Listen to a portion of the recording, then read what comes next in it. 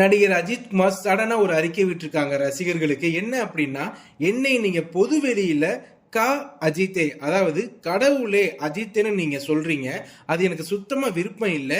இனிமேல் அப்படி கூப்பிடாதீங்க. உங்களுடைய வேலையை மட்டும் பாருங்க, குடும்பத்தோட நன்மைக்காக பாடுபடுங்க, அதை மட்டும் செஞ்சா போதுன்னு சொல்லி வாழ விடுன்னு முடிச்சிருக்காரு.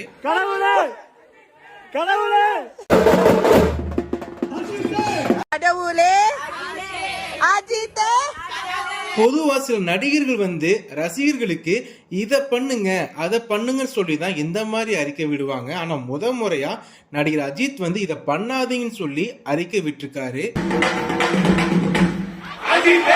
இது ஃபர்ஸ்ட் டைம் கிடையாதுங்க இந்த மாதிரி அறிக்கை. ஆல்ரெடி பாத்தீங்கன்னா தல அஜித் குமார் என்னை தலைன்னு சொல்லி கூப்பிடக்கூடாதுன்னு சொல்லி அதுக்கு ஒரு அறிக்கை விட்டுருக்காரு. அதுக்கப்புறம் பாத்தீங்கன்னா வலிமை பட சமயத்துல வலிமை அப்டேட் கேட்டு ரசிகர்கள் இதே மாதிரி தான் அப்பவும் பண்ணாங்க. கிரிக்கெட் ஸ்டேடியம் ஏதாச்சும் பொது விழாக்கள்ல போயிட்டு வலிமை அப்டேட் கேட்டு தொந்தரவு செஞ்சாங்க. என்னப்பா அப்படின்னா திடீர்னு வலிமை அப்டேட் எப்படி அப்படின்னாரு. என்ன சொல்ற வலிமை அப்டேட்? அந்த சமயத்துல அஜித் குமார் இதே மாதிரி தான் அறிக்கை விட்டாங்க.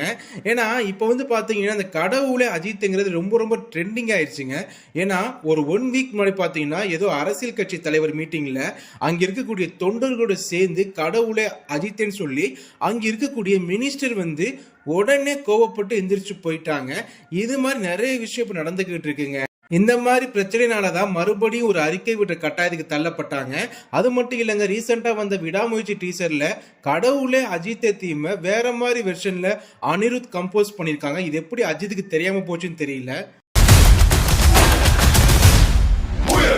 எல்லாத்துக்குமே ஒரு கன்ஃபியூஸா இருக்கு, டவுட்டா இருக்கு. இந்த தீம் படத்துல வருமா வராதான்னு தெரியல. ஏன்னா இந்த மாதிரி அறிக்கை விட்டதுக்கு அப்புறம் அது படத்துல எப்படி பண்ண போறாங்கன்னு தெரியலங்க.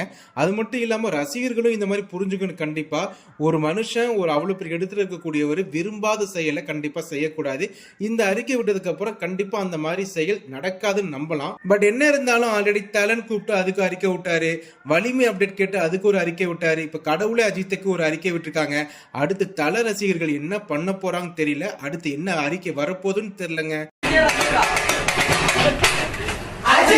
அஜித் சாரோட இந்த அறிக்கை பத்தி நீங்க என்ன நினைக்கிறீங்களோ கண்டிப்பா கமெண்ட் செக்ஷன்ல கமெண்ட் பண்ணுங்க.